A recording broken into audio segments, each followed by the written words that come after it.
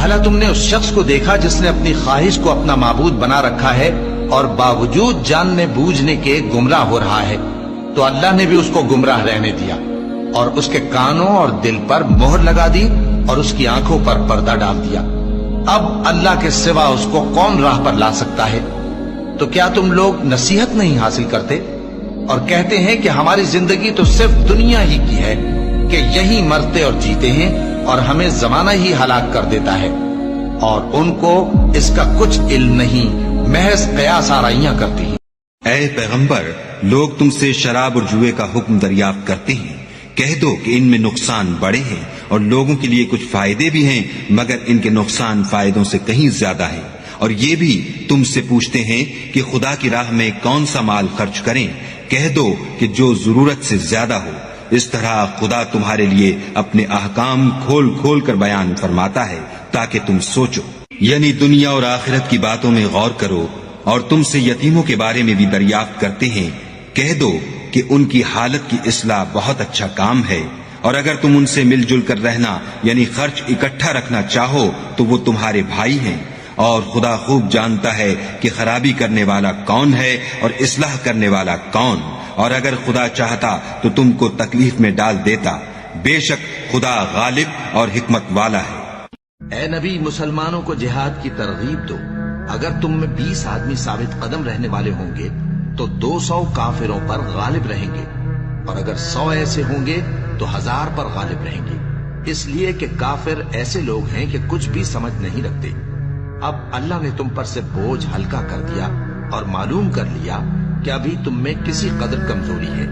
بس اگر تم میں 100 ثابت قدم رہنے والے ہوں گے تو وہ 200 پر غالب رہیں گے،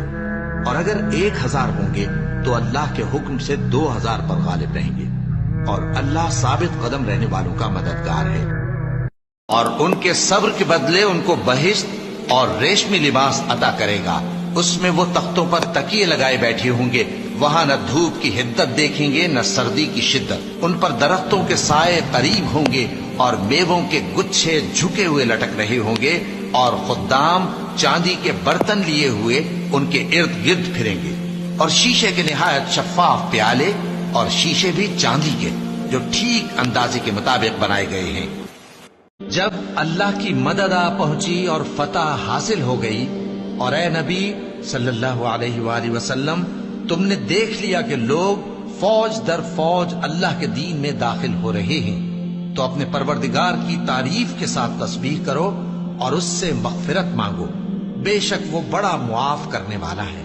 اور ان کے صبر کے بدلے ان کو بہشت اور ریشمی لباس عطا کرے گا، اس میں وہ تختوں پر تکیے لگائے بیٹھے ہوں گے، وہاں نہ دھوپ کی حدت دیکھیں گے نہ سردی کی شدت، ان پر درختوں کے سائے قریب ہوں گے اور میووں کے گچھے جھکے ہوئے لٹک رہے ہوں گے، اور خدام چاندی کے برتن لیے ہوئے ان کے ارد گرد پھریں گے، اور شیشے کے نہایت شفاف پیالے اور شیشے بھی چاندی کے جو ٹھیک اندازے کے مطابق بنائے گئے ہیں۔